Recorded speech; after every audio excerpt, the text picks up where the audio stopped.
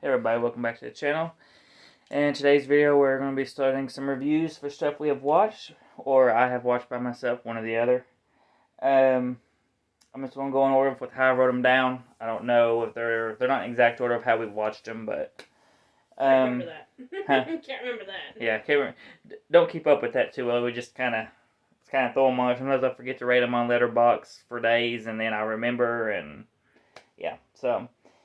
But first off, I watched Licorice Pizza. This is from last year, I believe it was. Wanted to watch it because I'd been interested in buying the Blu-ray. I've heard mixed things about it. Some people say they enjoy it. One of the best of the years, or one of the year. That was funny. And then there is some controversy with it. Some are just, I don't think there's anything extremely negative about it other than one detail of the movie, but we'll get into that in a second. But the two main stars, I don't know them from anything else, honestly. It does have Bradley Cooper in it, Sean Penn, but they're in like smaller roles, so I don't consider them the stars.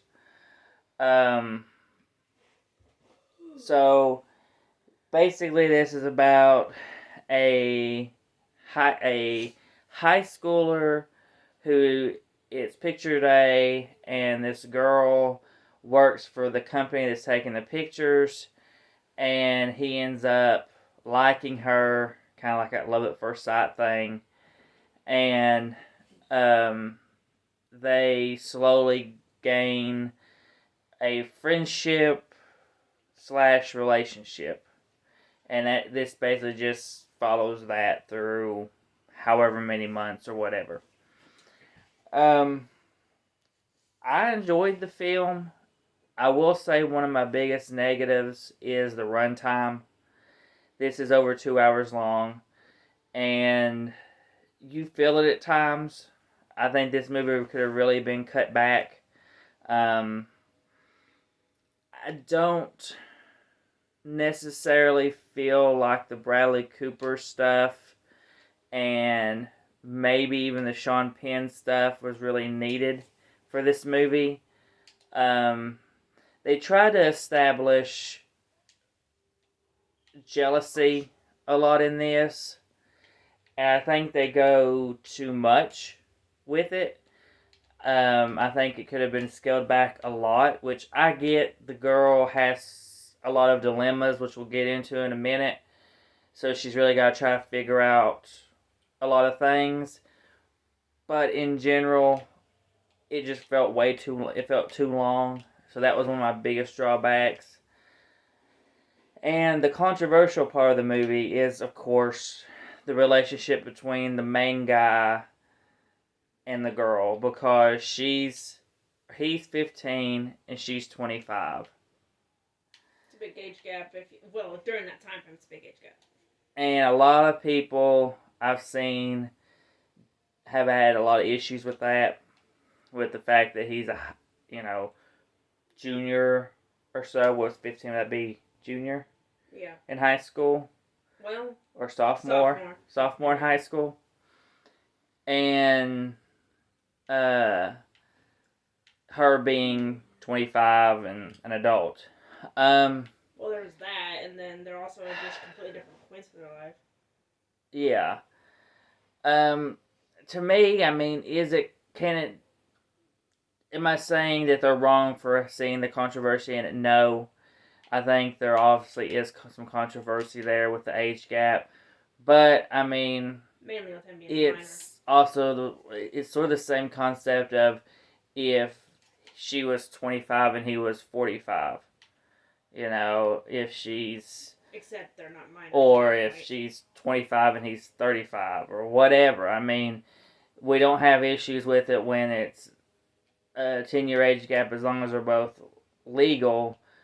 But, it's just a fine line. It's very gray subject for some and a very non-gray subject for other people. So this film is going to cause a lot of controversy on the age gap. So if you're if you're the type of person that doesn't like that kind of a thing, doesn't like seeing a 15-year-old trying to date or be with a 25-year-old, then definitely avoid the movie. But other than that, I mean, that factor didn't bother me. Honestly, it didn't really bother me. My biggest thing was the runtime. I thought cinematography was really well done. It really looked they really done the decade well that they set this in. Um, I thought the acting was fine. I thought everybody did a good job. Um, uh, Cinematography was good, like I said, along with costume. I think all that together kind of fits together in making it look like the decade they're trying to place this in. So yeah, I gave it a 4 out of 5. Um, I've been debating back and forth on buying it. I think one of the reasons that I've yet to pull the trigger, because right now it's as of me filming this video on June 7th. It's like you shouldn't have had to look at the clock for that. It's been a long day. Leave me alone. But as of filming this, it's $15.99 for the Blu-ray, which is $10 off what it usually was running. So $15.99 still pricey for it. It's one of those that was it's not, you can't find it in stores. I think some people are finding it at Barnes and Noble, but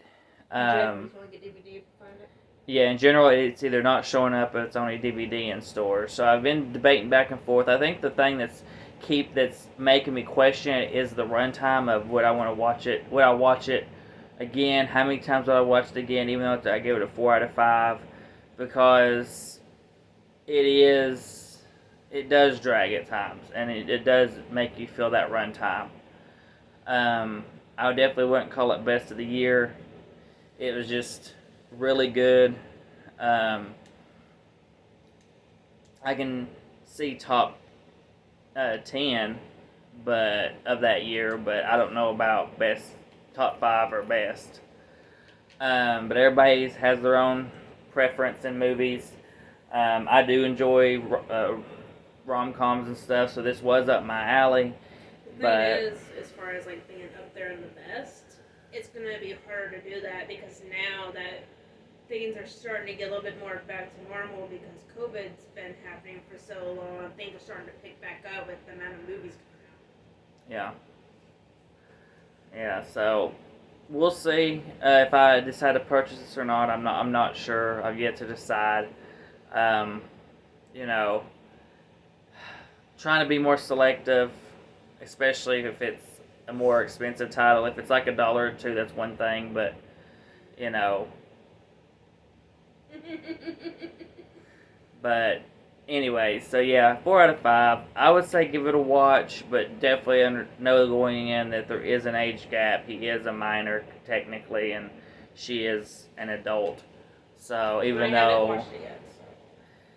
though he doesn't act like a minor, because he's an actor and he's like running his own businesses, like he opens up this arcade and everything, so he doesn't act like which I guess if you really think about it, kind of leaves you scratching your head as to how a 15-year-old, but I guess his mom would technically sign to be on the arcade lease for him to run the business.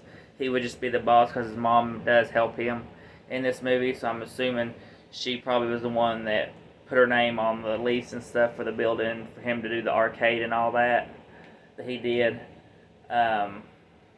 But yeah, I think it's worth a watch. So check it out. But just know what about the age gap going in, and just don't go in expecting best of the year or top 5 of the year, and you may enjoy it. So, but I believe that's everything from our review of Licorice Pizza. So comment, like, subscribe, hit the bell, be notified for our videos, and we will see you all in the next one.